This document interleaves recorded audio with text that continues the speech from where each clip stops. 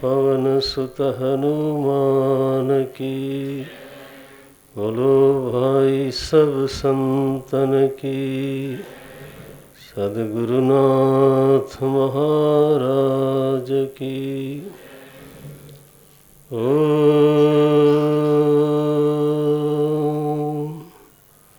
नमः पार्वती पतये।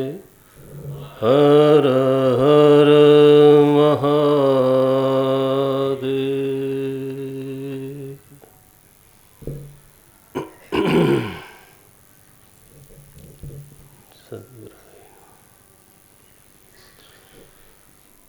नारायण।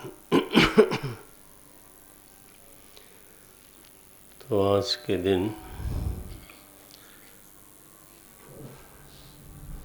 श्री भगवद गीता जी का, श्रीमद् भगवद गीता का अवतरण हुआ था।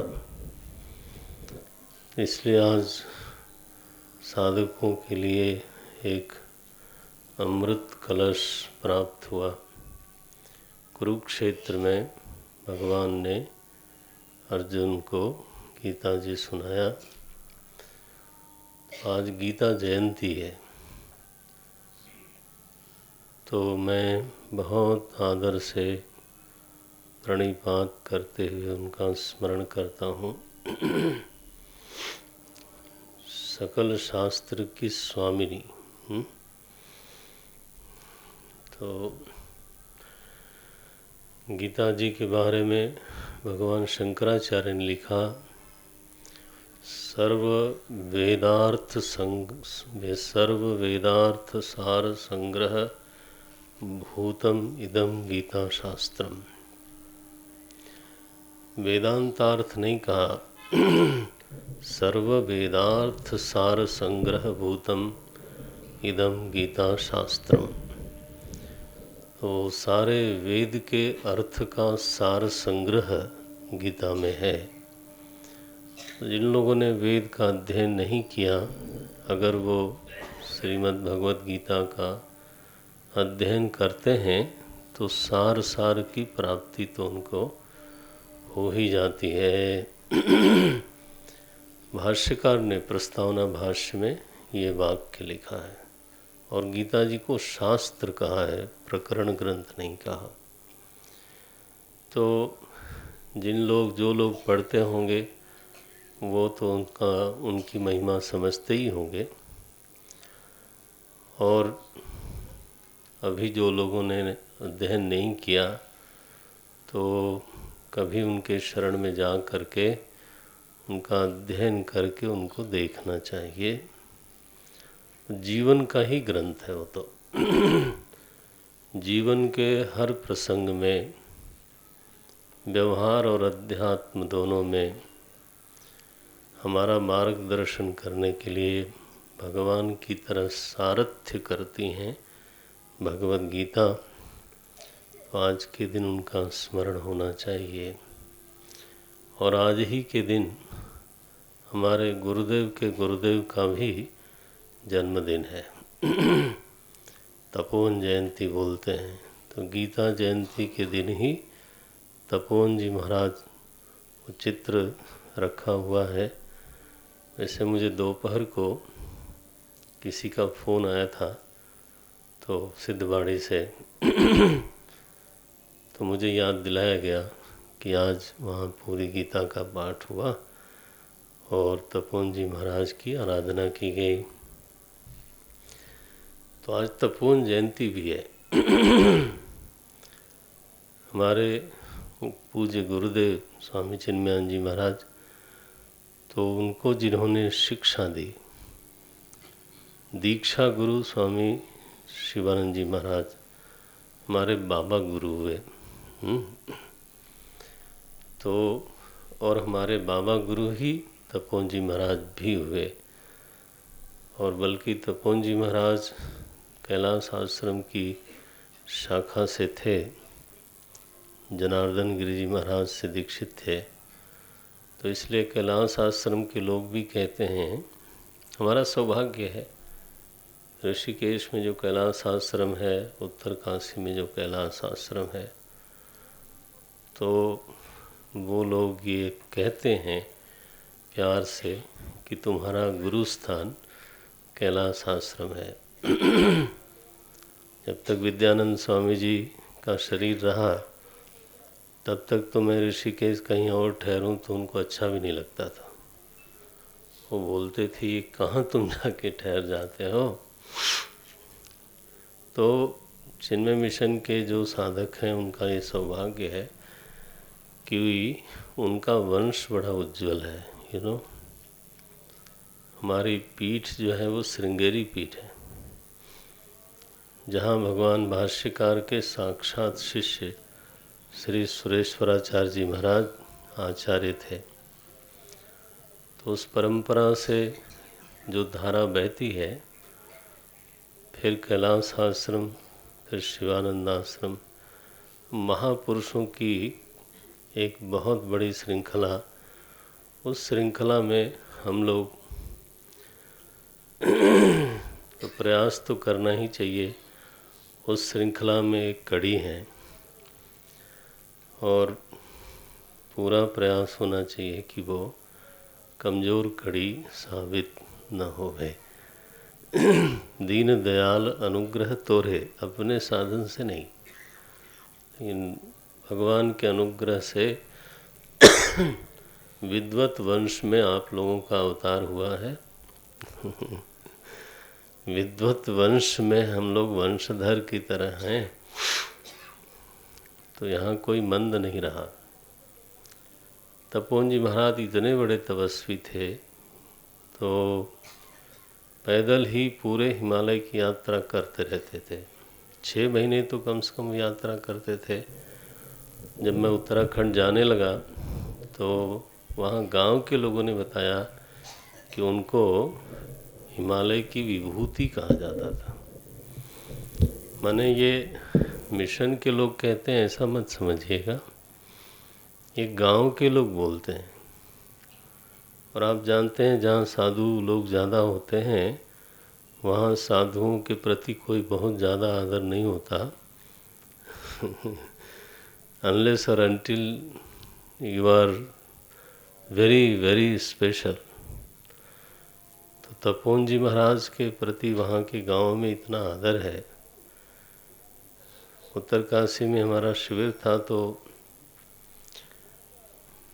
मुझे भिक्षा पे वहाँ गांव में ले जाया गया। जनरली वहाँ भिक्षा पर भी बुलाते ही कम हैं, अन्न क्षेत्र बना हुआ है, लेकिन तो हमें बुलाया गया, ले गए वो लोग। तो वहाँ मुझे गांव के लोग बता रहे थे कि जब तपोवन जी महाराज यहाँ हुआ करते थे तो उनका चरण धो करके गांव के लोग उस जल को ले जाते थे गांव में, और गांव में उसको छिड़कते थे। तो इतनी महिमा उनकी थी। मुझे मालूम नहीं बुक स्टॉल पर वो किताब है कि नहीं, लेकिन अगर हो तो आप कभी पढ़िएगा। It reads like a novel. Hindi में उसका नाम है हिमगिरी विहार और अंग्रेजी में उसका नाम है वॉन्डरिंग इन द हिमालयाज़। बड़ी अद्भुत किताब है, आई टेल यू। और उनका खुद का लिखा हुआ है, वो उन्होंने मलयालम में लिखा, बाद में उसका अंग्रेजी में अनुवाद हुआ और हिंदी में भी मलयालम से अनुवाद हुआ, अंग्रेजी से नहीं। तो हिंदी में जो अनुवाद करने वाले थे वो केरल यूनिवर्सिटी में ही एक प्रोफेसर थे हिंदी के, और उन्होंने बड़ा न्याय किया है। मुझे तो कई बार जो उनका शब्द चयन है, जो उनकी वाक्य योजनाएं हैं, वो अंग्रेजी से बहुत बहुत बेहतर लगती हैं। आप कभी कंपेयर करके देखना। भाव की जिस तरह से रक्षा की है, विचारों की जिस तरह से रक्षा की है, असल में वो भावानुवाद है, भाषानुवाद तो है ही नहीं। तो पढ़ने लायक चीज़ है। तो तपोवन जी महाराज के बारे में उनके स्मरण करने से ही चित्त में पवित्रता आती है। उनकी आज जयंती तो पुण्य अवसर है आज का दिन। और आज भगवान केवट का उद्धार करते हैं।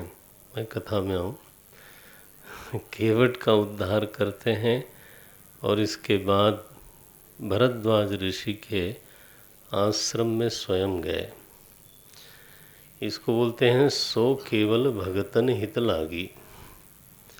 जो लोग साधन भजन कर रहे थे, भगवान की प्रतीक्षा कर रहे थे, तो भगवान स्वयं ही उनके आश्रमों में जाते हैं और उनकी साधना को सार्थक, उनकी साधना को सफल करते हैं।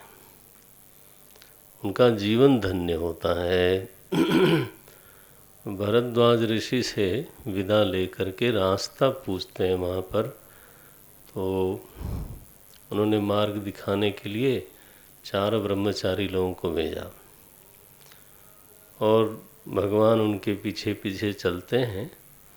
फिर तो आगे गांव में जा के जो गांववासी जो लोग भक्त थे, जिन्होंने अपना पुण्य संचय किया था, भक्ति की साधना करी थी, तो अयोध्या आकर के तो दर्शन दे नहीं सकते थे।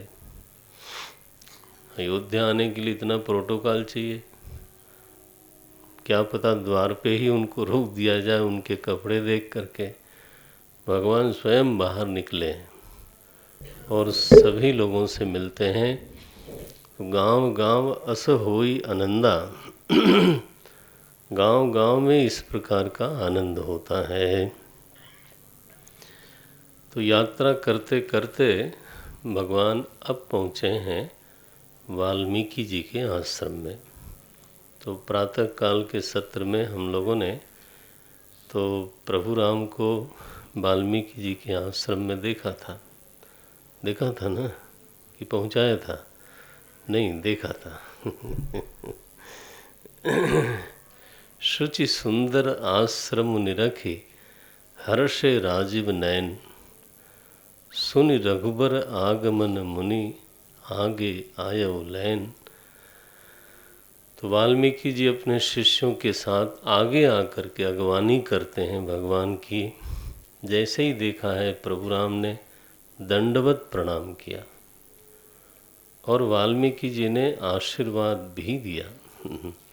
भरद्वाज ऋषि ने भी आशीर्वाद दिया था और वाल्मीकि जी भी आशीर्वाद देते हैं, क्योंकि नियम ये है कि व्यवहार जो है ना, वो विशेषता के आधार पर होता है। व्यवहार तत्व के आधार पर नहीं होता है। सोने से व्यवहार नहीं करता कोई, गहने से व्यवहार करता है। नहीं तो गहने का जो आकार होगा, कंगन होगा तो उसको हाथ में ही पहना जाएगा। कंगन को कान में पहने तो कान ही गिर जाए। तो जो हार है वो गले में पहना जाता है। हालांकि हार का, कंगन का, सारे गहनों का जो तत्व है वो तो सोना ही है, लेकिन तत्व से व्यवहार थोड़ा होता है। व्यवहार तो विशेषता के अनुसार होता है। सरल भाषा में कहते हैं व्यवहार आकार के अनुसार होता है, लेकिन ये थोड़ा कच्चा है वाक्य। व्यवहार विशेषता के अनुसार होता है। आप सोना खरीदते हो, ज़्यादा मूल्य देते हो, चांदी खरीदते हो, कम देते हो, लोहा खरीदते हो तो और कम मूल्य देते हो। ठीक है, तो सोने में ज़्यादा महत्व बुद्धि है, चांदी में थोड़ी कम, लोहे में और थोड़ी कम, और मिट्टी का बर्तन खरीदना हो तो ये क्योंकि सोने की अपनी कुछ विशेषता है, उस विशेषता को आप जानते हो और व्यवहार करते हो। तो यहाँ वाल्मीकि जी ने ही राम जी से बात करते हुए व्यवहार का एक सूत्र पकड़ाया। क्या सूत्र है? जस काछिय तस चाहिए नाचा। हे प्रभु, जैसा वेश है वैसा ही व्यवहार होना चाहिए। ये 127 दोहे के ठीक ऊपर की पंक्ति है। तुम जो कहो करहु सब साचा, जस काछिय तस चाहिए नाचा। काछी मने जैसा आपने वेश धारण किया है, सन्यासी का वेश है तो सन्यासी की तरह रहो, गृहस्थ का वेश है तो गृहस्थ की तरह रहो। ये तो मैंने आश्रम के हिसाब से बताया। तो जहाँ जिस प्रकार का वेश है, जो आपने विशेषता, वेश शब्द से विशेषता ले लेना चाहिए, जो आपकी विशेषता है उस विशेषता के अनुसार, है ना, व्यवहार करना चाहिए। और वृद्ध व्यक्ति यदि युवा जैसा व्यवहार करे न शोभते। अगर वो कहीं चुलबुला हो, और चुलबुला हो तो न शोभते न रोचते। किसी को रुचिकर नहीं होता, बड़ा अजीब सा लगता है। माने एक दुबले पतले आदमी को एक बहुत मोटे आदमी का कुर्ता पहना दिया जाए